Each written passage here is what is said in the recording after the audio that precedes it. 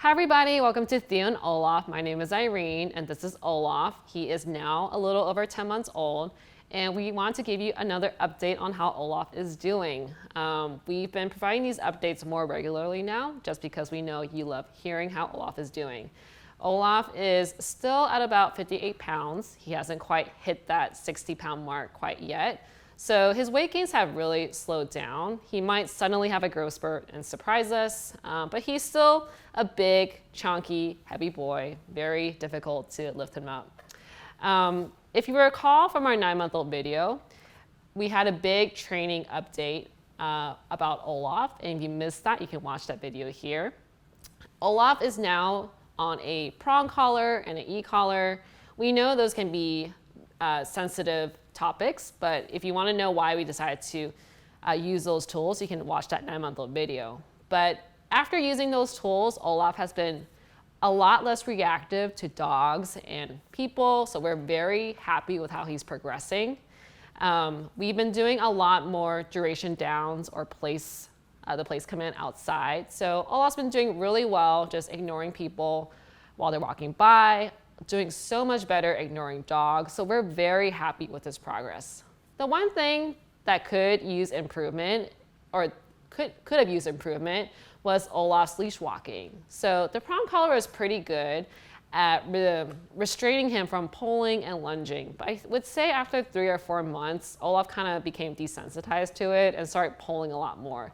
Not like before, where it was just so crazy and so unmanageable, but it was just a lot having to have him pull every 4 steps or so.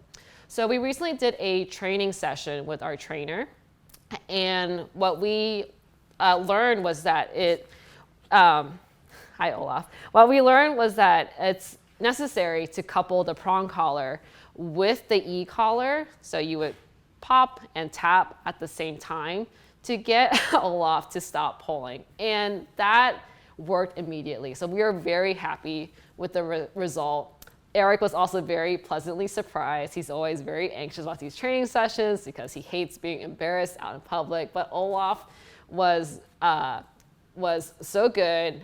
We were very proud of him. So Olaf, you've come a long way. The other thing that we recently tried with Olaf is having him be on anti-anxiety medication. Not all the time, but mostly in more stressful situations. So at first we talked to our vet about having Olaf try CBD oil, and our vet actually said he wouldn't recommend it because there's actual anti-anxiety medication for situational anxiety, and the results are more proven. So our vet prescribed us Trazodone, which is a medication for dogs after they are spayed and neutered, and it helps them with their pain after the operation.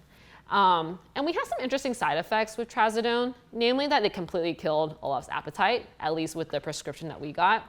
So we just gave him 100 milligram tablet. This wasn't even given to him twice as prescribed, but Olaf just didn't feel like eating. And at first we thought it was his food, but eventually became clear that it was his medication. We then gave him half a tablet, and that seemed to do a lot better. It also just helped him calm down as well. But for the most part, we don't really use his Trazodone that often. If we go out or take a trip, we'll use it, but when it comes to everyday training, we try to just work on these things just with the tools, with the e-collar and the prong collar. And that's pretty much it for our 10-month-old update. We know it's pretty short, especially because we had a bigger update last month, but hopefully you enjoyed this. Olaf has been a really great pup. He hasn't showed too much angst or rebellion as a teenager, so we're really thankful for that. So we will keep you posted with more updates on Olaf. So as always, if you enjoy this content, be sure to like, subscribe, and hit the bell for notifications. Thanks for watching.